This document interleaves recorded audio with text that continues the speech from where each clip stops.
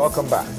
So, some 3,599 cyber attacks carried out on internet users and websites in Nigeria between 2015 April and February 2016. That with over 90 billion naira lost. This is coming from a cybersecurity expert, Mr. Akim Ajilola, who says more than 2,518 websites were defaced in Nigeria between 2011 and 16 rather. I think that 0.80% of Nigeria's GDP is lost to cybercrime. And it's equivalent to what the cement sector contributes to the economy. But the situation with cybercrime, Alera, is... that's a huge amount of loss. 90 billion. For a sector that a lot of people think is just about checking your mails, you know, tweeting and all of that. There's a lot that goes on behind the scenes. According to him, as technology becomes increasingly pervasive and dependent on it grows, economic losses will grow exponentially, and unless preemptive measures are taken to mitigate and eliminate the capacity, cyber criminals will take advantage of our environment, and they do that every day. Alera, I told you of opening a mail. I saw a mail that said some 10,500 naira was going to be deducted from my account for a monthly bulletin. Yes. And that comes regularly. And it came from one bank. So I went to the sender's name, and you clicked on it, and found out it wasn't a bank.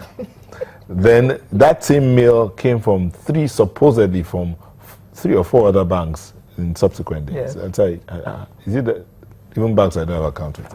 Anyway, so we have 2 IT people in the house. One is a consultant and the other is an enthusiast. Ifeanyi Juduba is an IT consultant. Thank you for joining us. Thank you for having me. Olufemi Ario is an ICT enthusiast. That's the first time I'm hearing that one.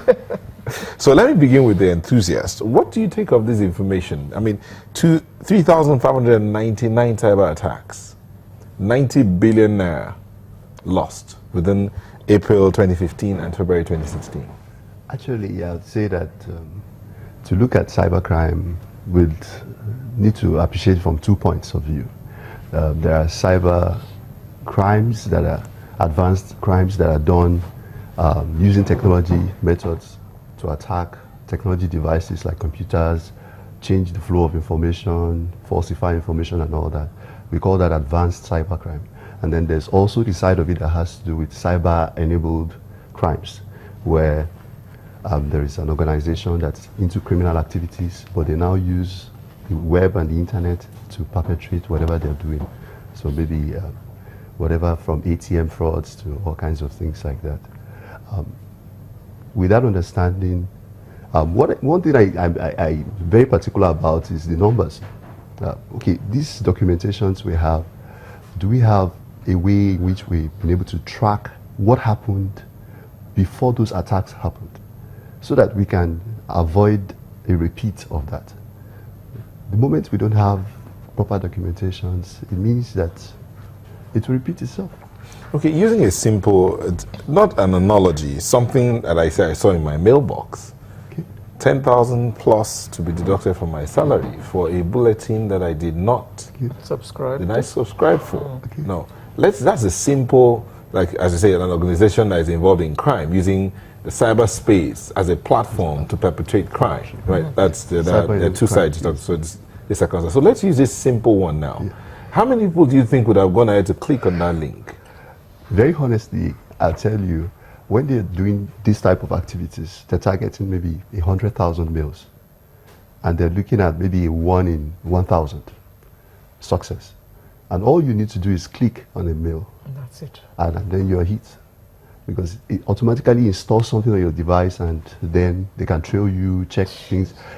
As a matter of fact, you can, from those kind of clicks, wrong clicks, you can be able to know exactly what people are doing on their devices, including passwords, including all that. It does like an audit trail of you. So when a mail comes to you from an unidentifiable source, you didn't subscribe to it, and you get a mail or an SMS or something from such sources, it's better to verify before you take an action. Either you click or you begin to call people and all that, because you might also expose your phone numbers. And usually these organizations vary, especially depending on the level of sophistication they have. And because it is cyber, it's not limited to Nigeria, even though it's happening in Nigeria. The criminals can actually be in Dubai or some other country. Iran. So because it's using that space, and it's very, very organized crime. And why do people want to do crime? Because it's a shorter means to the end of this.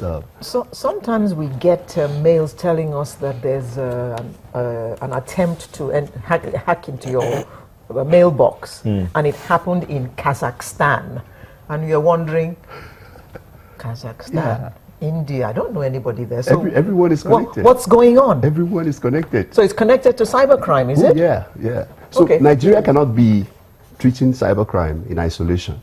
We need to a look global, at it holistic. international. Okay. Now, 90 billion naira is a lot of money. Can you tell us exactly how most of this crime is perpetrated? Let me use That so much money is actually stolen, is the word. They send you this email telling you they've deducted 10,500 naira from your account. Okay, now what he has received, a lot of us also received it. But because of our know-how, we simply just delete and move on. Now, like he said, they target probably 1 in 1,000, knowing that one person is going to make that error to just click on it. One idiot is going to click. Because you would say to yourself, they just took my money yesterday, and then today again, they're taking another one again. And then in that moment of anger, you click on it to probably get a number to call and scream again at somebody you screamed at yesterday. And then, like he said, they either drop in keyloggers, which is software that will, take down all your keyboard activities, or possibly you see phone numbers, like they also send one to your phone. They'll tell you your ATM has been deactivated due to BVN issues. You should call a number, you should call CBN. And if you're smart enough, why would CBN write to you directly to? But I wonder. They are targeting persons of a particular level. And they know that even there's some people that control over probably 10, 20 million naira, they are not well educated. So those guys would probably just call the number to ask. And imagine if you had gone to an ATM the previous day and your ATM card did not work, probably due to some network issues, and then you get this SMS. The likelihood, it's a number game.